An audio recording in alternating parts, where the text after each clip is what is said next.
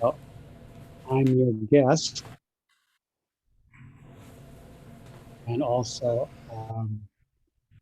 I welcome you. I feel welcomed by you, and I welcome you, all of you.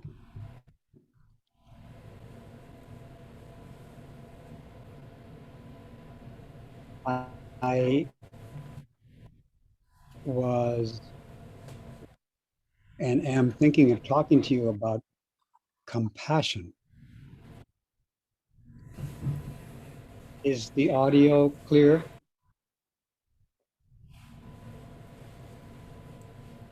Yes.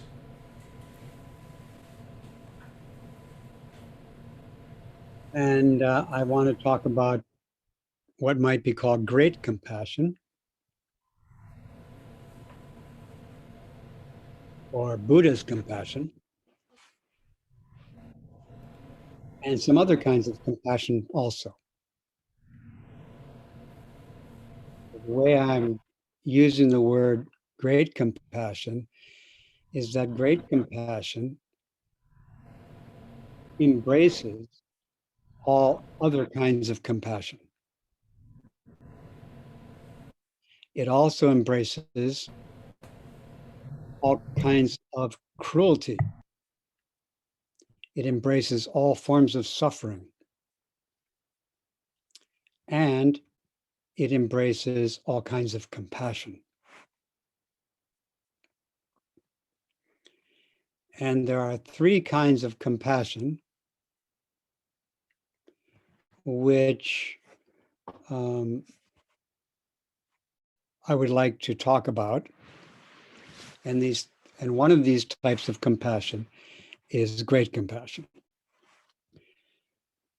So the first type of compassion, which I'd like to bring up for you, is compassion which has objects, and which has objects which are beings. Like, for example, human beings, animal beings, plant beings, earth beings, and so on. That's the first type of compassion I wanted to talk to you about. The second type is compassion, which also has objects, but the objects of the second type of compassion are seen in the light of the Dharma, seen in light of the teaching of the nature of phenomena. And the third type of compassion does not have objects.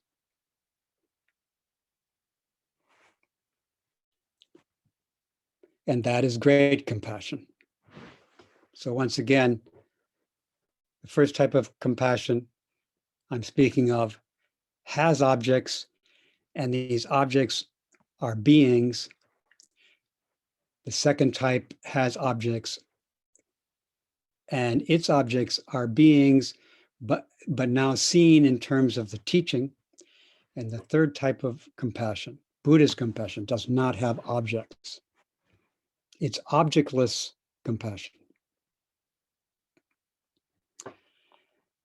The first type of compassion is it's wonderful, and it's something that hopefully we're all quite familiar with, something we have felt and seen others express. For example,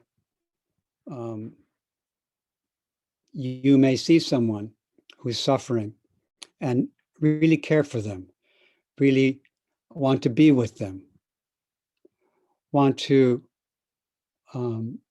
support them and liberate them from suffering.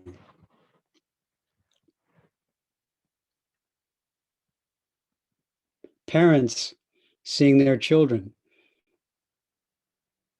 sense the possibility or the reality of their suffering and deeply care for them, cherish them, and want to be with them closely and support them to deal with their suffering. This is the first type. And not all people feel this first type all the time. And many children need to be taught to develop this first type of compassion. Now, this first type of compassion also has shortcomings or drawbacks. Or, could even say defilements. The first type of compassion, we see beings as objects, and also we feel or sense or believe that they substantially exist. And we believe that their suffering substantially exists. And we believe that compassion substantially exists. And we believe that we, maybe being and feeling compassion, substantially exist. We see objects and we think they have an independent self. And we care for them in this type of compassion, perhaps very deeply and very sweetly and very kindly. However, this first type of compassion has this drawback. So the first type of compassion is called often sentimental compassion.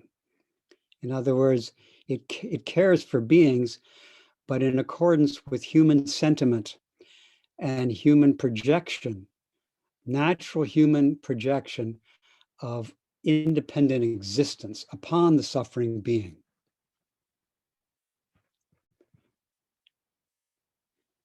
If we care for beings and see them this way, in other words, if we see a person who appears to be suffering, and they very well may be suffering, and we apprehend the way they appear as what they really are, this is seeing the object, seeing the person as substantially existing in the way that they appear. But people are not really the way they appear to us. You, for example, are not how you appear to me. Even if I was in person with you, I would see in my mind an image of you as men and women. However, the images of you in my mind, the way you appear to me in my consciousness, is not the way you really are. However, even though maybe now maybe that's easy for you to understand. However, in actual daily life, when we see people, we often think they are the way we think they are, but they aren't. And the way we think they are may be that we think they're suffering, but the way that they're suffering is not how it appears to us. And if we believe the way they appear to us, that creates a kind of drainage of our life energy. It causes what we call outflows or inflows. It disturbs us and weakens us. And so, if we are devoted to beings, if we are wishing to practice compassion towards all beings, and we believe that the way we think they are is the way they are, we will become, little by little or big by big, we will become enervated, discouraged, disappointed, and we will eventually abandon these beings who we are devoted to. It's not the being's fault, it's the way we see them that's at fault. And even the way we see them is not at fault, is just an illusion. The fault is not the illusion. That's natural. The problem is we may believe our delusion, believe the illusions we have of each other. So again, I may deeply care for someone, want the very best for them, want to be devoted and protect them. But if I fall for the appearance of them in my mind, eventually that will undermine my devotion to them. And it could lead even to me abandoning them. So this is a big fault of the first type of compassion. And many people are deeply compassionate to others. And they have this kind of compassion and they run away from the people that they're devoted to because of the fault of this compassion. By the way, the same applies to compassion towards our own suffering. If we see our own suffering as existing substantially the way we see it, we will also become disappointed, discouraged, and even abandon caring for ourselves. That's the first type of compassion, which is, I'm happy to say, many people have this kind of compassion because this kind of compassion is the beginning of developing great compassion. The second kind of compassion also has objects. We also see beings and also see our own suffering. But this compassion is illuminated by the teaching. So now I see you, or I see your suffering, or I see my own suffering, I see my own pain as an object. But I realize that the way it appears is not the way it is. I realize that I'm seeing illusions of people and illusions of suffering and illusions of my own suffering and illusions of compassion, moment by moment, all day long. Seeing that the beings I'm devoted to, seeing the images, the illusions of the people I'm devoted to as images and illusions frees me from the defects of the first type of compassion. It, we sometimes might say, plugs up the holes of enervation and discouragement and loss of enthusiasm and devotion due to our believing the misconceptions we have about people. The second type of compassion is illusory compassion for illusory beings and illusory suffering and illusory delusion. We are devoted to real people, and we are aware that we are subject and at risk of seeing people as in an illusory way. But seeing that way lightens up, illuminates the compassion, and frees us from the first type of sentimental compassion. Once again, sentimental compassion, even when it's very deep, is at risk of being abandoned. The third type of compassion is called great compassion. It does not have objects. The third type of compassion, I forgot to mention the drawback of the second type of compassion. The drawbacks of the second type of compassion are that it tends to apprehend non-substantiality. So the first type apprehends substantiality. The second type apprehends non-substantiality. And apprehending substantiality causes more suffering and leads to our abandonment of beings.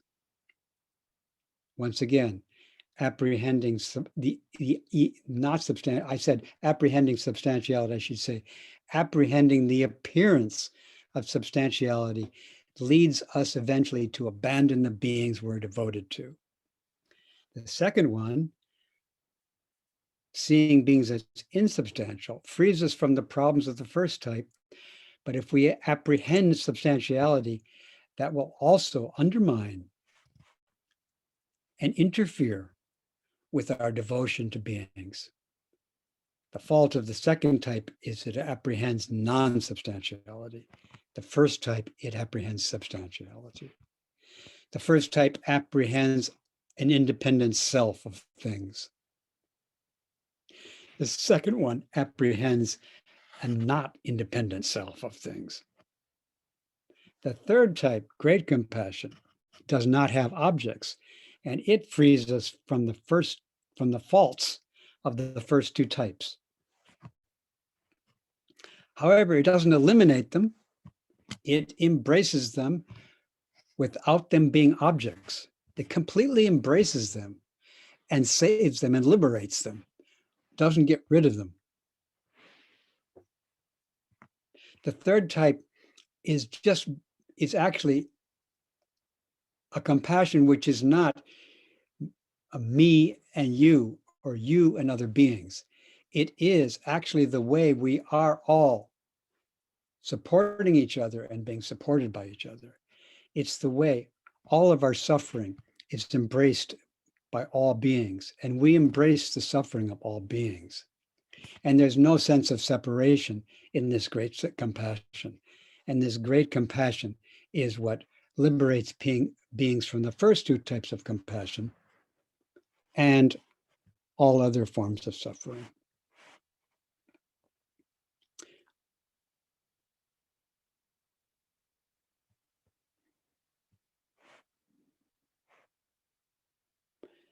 The last type of compassion, great compassion, is just feeling for all beings and being felt by all beings. This is Buddha's compassion. This is also the Bodhisattva's compassion.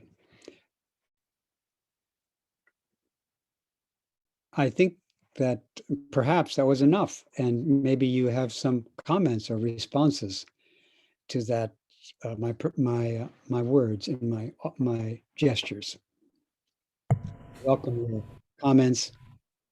I welcome your offerings.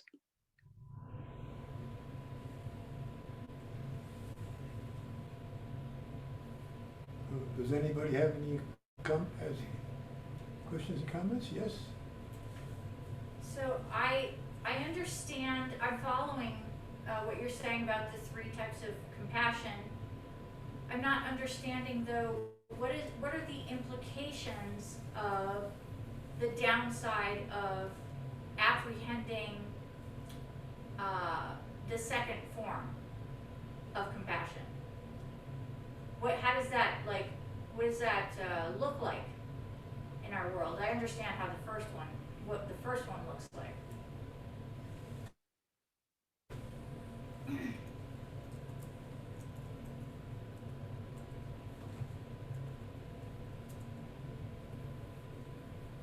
Again, this is the second type of compassion. It still has this feeling of it isn't just seeing and that we're dealing with the illusions of beings. It's grasping the illusory nature, and grasping it creates a sense of separation between us and other beings. And that sense of separation interferes with the full function of Buddhist compassion. It could take the form of seeming like you don't care about people, but it could also take the form of looking like you're adhering to the teaching, which, and you are adhering to the teaching. And adhering to the grasping of the teaching, just like the grasping of beings, interferes with the flow of actual great compassion.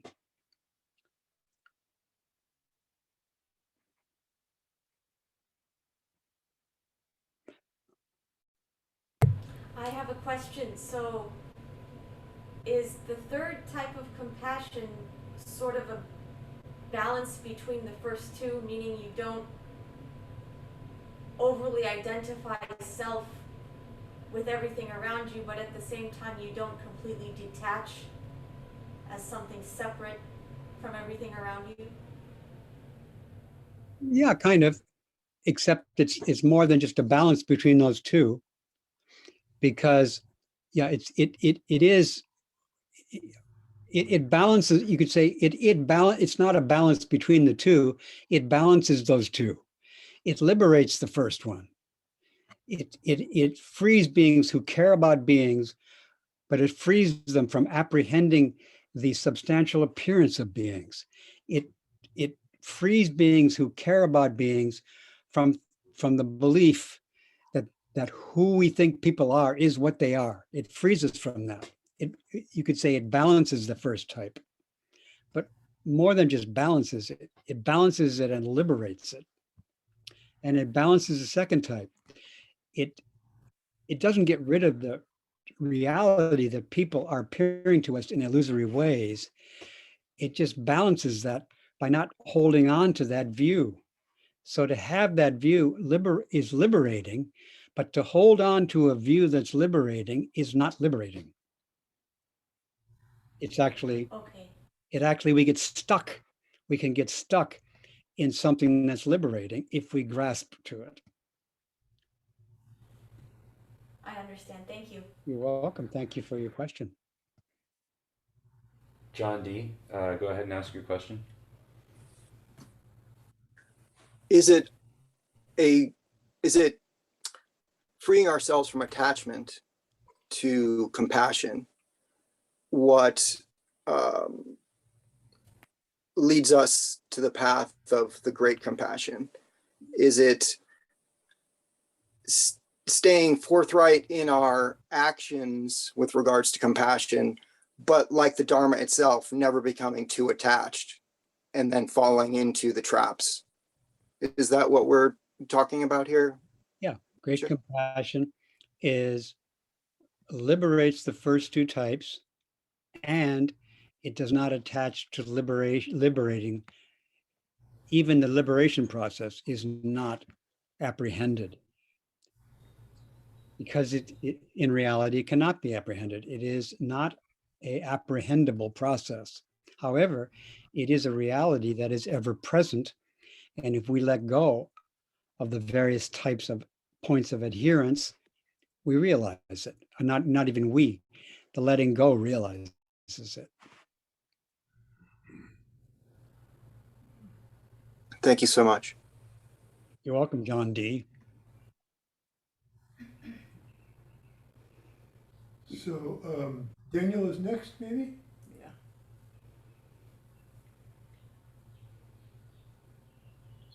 If the third kind of compassion were an animal, what would it be?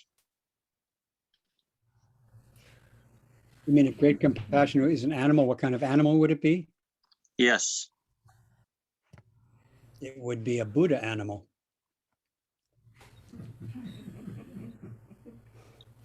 Thank you. Welcome.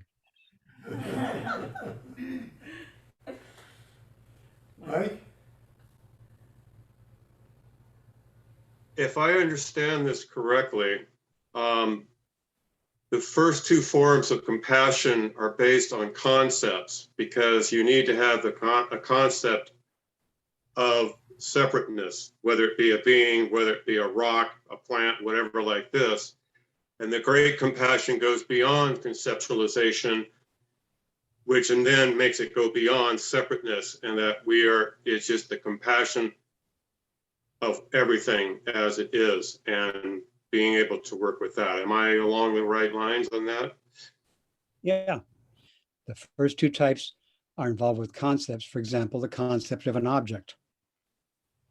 The first two have objects or images or concepts, and they work with them, and it's good that they do. They're good. They're working up. They're developing the resources for great compassion, but great compassion has no objects and has no concepts. However, this is the important part. Great compassion completely embraces the other two types. It doesn't have anything. It's just non-separating compassion, which embraces the types of compassion which do separate. So the other two types of compassion bring lots of concepts and objects. Great compassion doesn't need any. It just embraces all beings who have all of these concepts and teaches them that they're not separate without getting rid of them. You use them like a tool, in a sense. You use it when you need it, and then you put it away. Yeah. Mm-hmm. Thank you very much. You're welcome.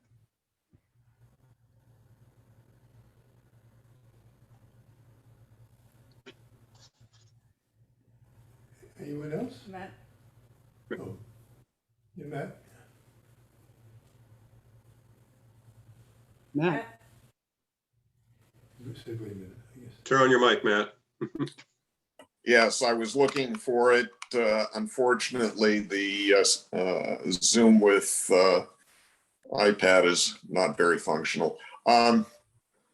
It strikes me that there's a risk with the second kind of compassion,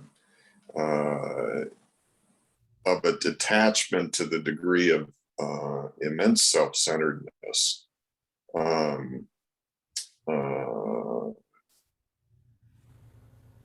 And with, I forgot the second part of my question, so I'll leave it at that. well, that's a good, you just said a lot there. And I think there is the danger in a sense of when you see that the self's an illusion, and you apprehend that, then you could fall into super subtle version of self-centeredness. So this teaching of, insubstantiality, if you grasp it, it's worse in a way than grasping substantiality, because almost very few people can help you when you attach to non-substantiality, because they don't know anything about it. So you can be really self-centered in a way that no one can have access to you if you apprehend insubstantiality. So yeah, it's like a super trap. However, we need it to free us from the first type, and then we need the second type to free us from the third. We need the third type to free us from the second type. But yeah, if we don't have somebody around us who has great compassion, we could get stuck in the second type, and that would be bad, because it wouldn't be detachment. It could even take the form of not caring when people tell us that we're hung up on our advanced compassion.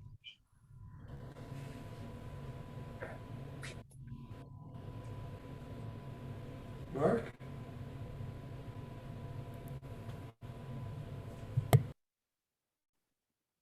Yes, hi, Reb. I wanted to ask you about this. Is it that when we are working with this great compassion, is it like more of a feeling and intention, and then an attachment to that intention? Well, I would say it is more like an unattachment, a non-attachment to the intention, a non-attachment to feelings, and also a non-attachment to non-attachment.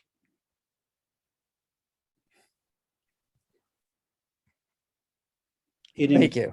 It embraces all the feelings, all the intentions. It embraces all the attachments, but it doesn't attach to any of them. It embraces without attaching to all beings. It embraces all the different aspects of compassion without attaching to them. And in that way. So very little mental activity should we be going through a lot of mental activity for this? It's something that we kind of release.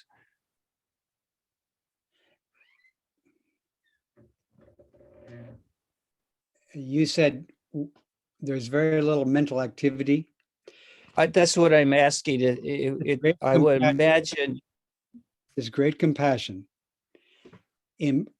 fully embraces all the different types of mental activity. It's not a mental activity. It's the complete intimacy with the mental activity of all beings. It's not another mental activity on top of your mental activity and my mental activity. So you and I have mental activity. The great compassion right now is embracing both of us fully. And it lets us be who we are completely so that we can be free of who we are. But it's not another mental activity. And it's also not trying to have mental activity, which people can do. And that's another mental activity. But it's not one of those. What came to my mind is that, that Suzuki Roshi said, Buddhism is not one of those religions like Christianity, Judaism, Islam, Buddhism.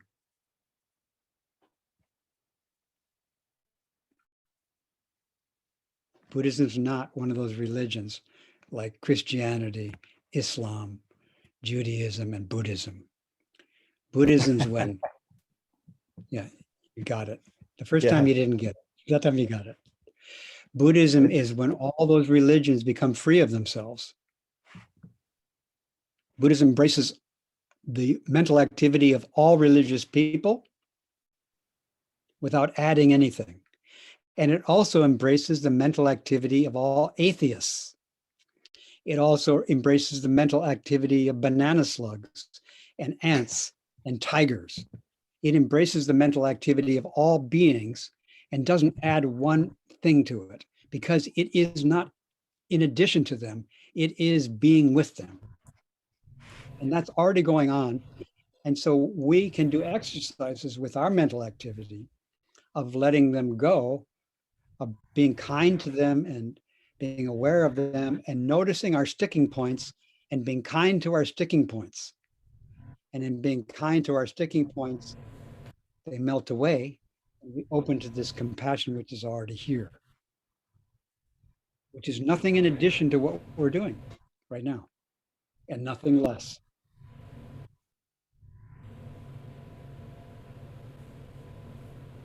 Thank you. You're welcome. Spencer,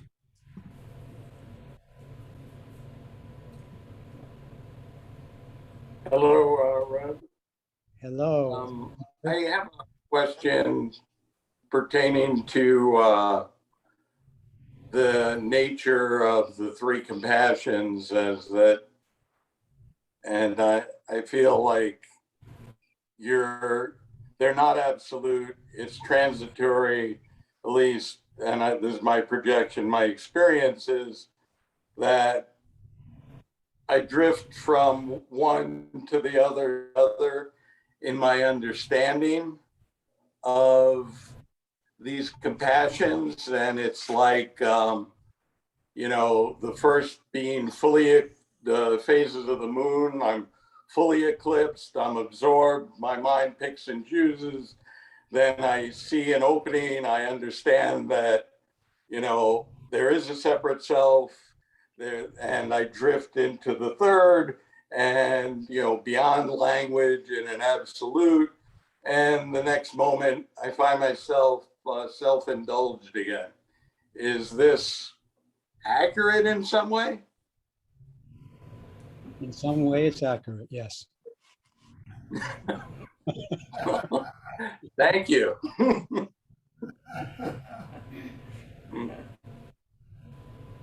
which way would that be?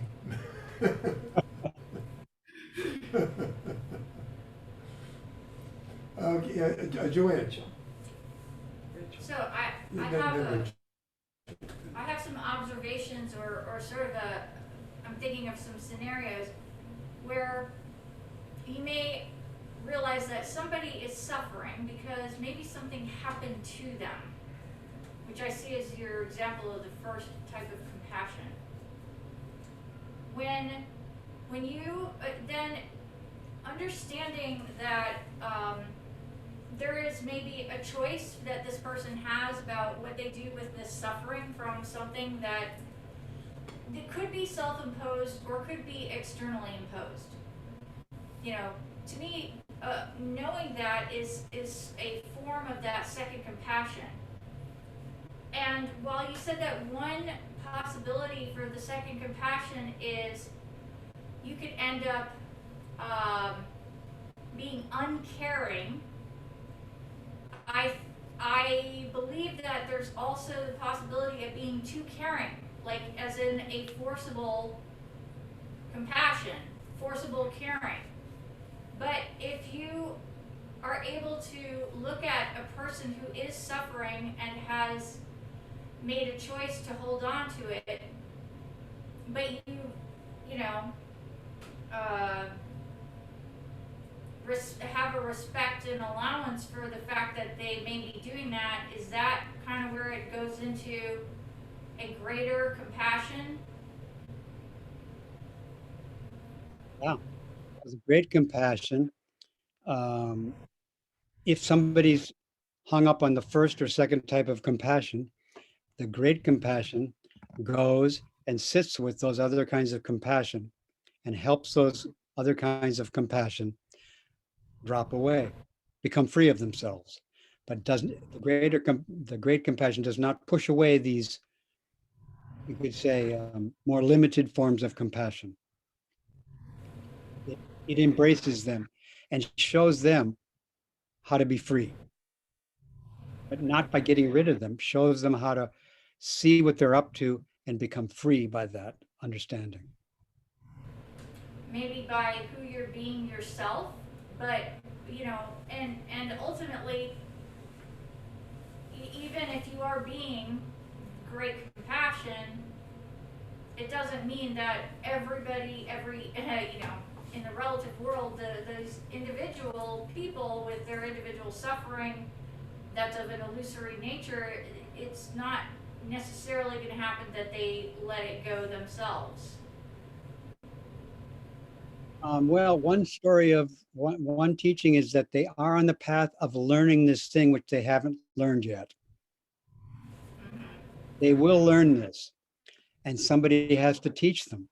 But it doesn't mean they're going to learn today or this month or this year. But part of the encouragement of this teaching is that they are in the process of learning this, and they will learn if someone demonstrates it. So if you can be yourself, you can be your first type of compassion and second type of compassion. If you can really let both those ways be, not when I say you, if you can, but if those two ways can be allowed to be what they are, that is great compassion, to allow them. And allowing them is transmitted to others so that they can allow their even lack of compassion, not to mention the first two types of compassion, they can allow themselves to be, and they can allow great compassion in that way to, in a sense, take over their life too. Thank you. You're welcome. Thank you for your questions. Rachel? Thank you. You're welcome. Thus, is great compassion no longer identification, based on identification, but more a clarity of recognition, implicit and no longer based on just identifying with what someone else suffers, but a kind of implicit understanding or acknowledgement, recognition of the situation of suffering without identifying with, you know, how awful it is and how sad it is. It includes understanding that and doing something. Let me say yes, because I want to stay with what you just said. Okay. Thank you. The one point that I would tweak a little bit is the word recognition. Okay, so great compassion is not identification with anything. However, it embraces all identifications. So all the different beings who are identifying, great compassion feels them and is with them. And it's great compassion is teaching all identifying processes, which for human beings are sometimes identification beings. We're into it. Great compassion doesn't stop us from identifying. It comes to us and is completely with our identification process to show us how to be completely with our identification process. And being completely with our identification process, we become liberated from it. So great compassion helps us be more completely identifying beings. But it is, and you say, I think you said a clear recognition. This great compassion is clarity, but it's not a recognition. Recognition is more like identifying, not identifying. So great compassion is intimate with all forms of recognition, identification, attachment. And in that full embrace, it teaches that these things are actually cannot be apprehended. So the part of the miracle of this great compassion is that it's fully devoted to and present with beings who are not objects. It's fully present with beings who are identifying and recognizing. And yet there's nothing out there that it's present with. It's just presence with. So and it's clarity, but not recognition, because recognition puts our own suffering, other people's suffering out there to be identified with or not identified with. But once again, we don't get rid of this identification, not identification. When it happens, we're there for it in great compassion. Or I should say, we the great compassion, are there for all forms of this thing, but we are not another identification. Thank you. You're welcome. Thank you.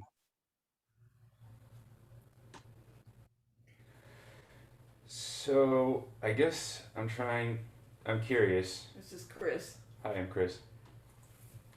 How can the effect of the different compassion, the different compassions, how can the effect of those on beings differ from one another? And can those beings tell the difference?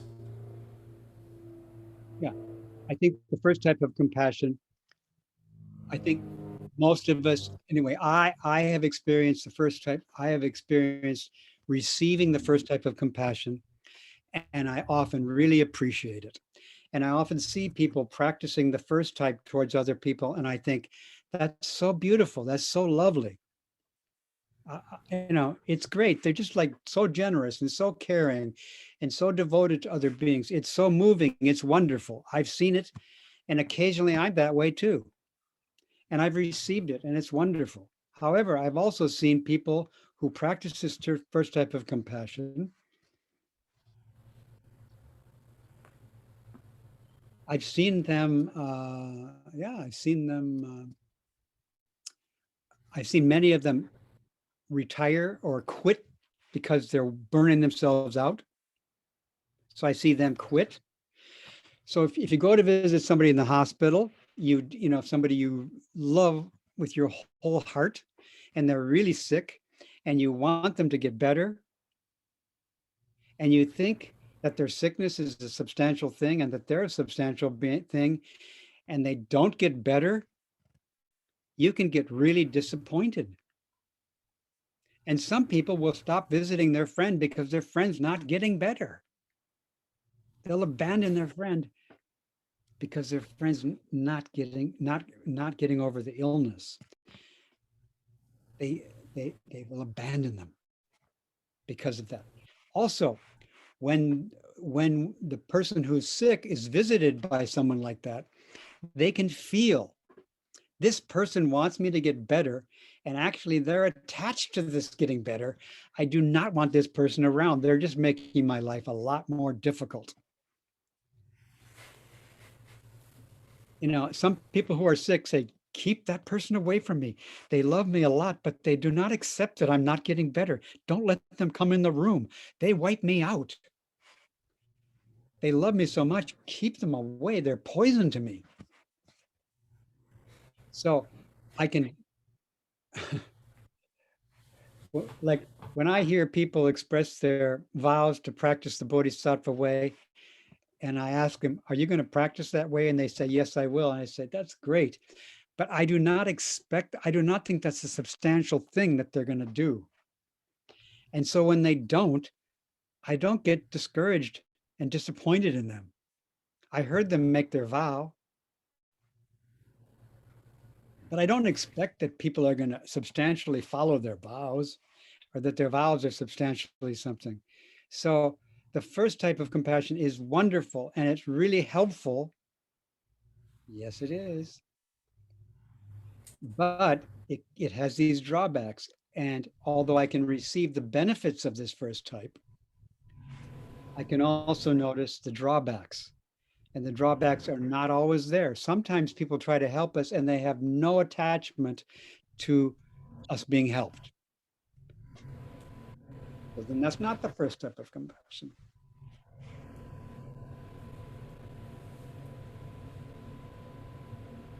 The second type frees us from our wish to help people.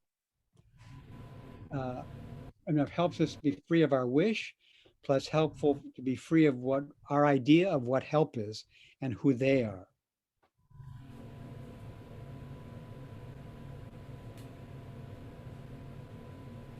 So some people who are sick, they say, please stop those people from coming to visit me. But they'll let a Buddhist, they'll let a Bodhisattva come to visit because the Bodhisattva will come and let them be sick. The Bodhisattva won't make them feel like, you're really disappointing me, not getting better. The Bodhisattva is saying, I'm here for you. If you never get better, I'll be with you forever. I'm not here to get you to be different. I'm here to help you learn to be who you are right now, not to get you to be a healthier person. I'm here to help you become liberated.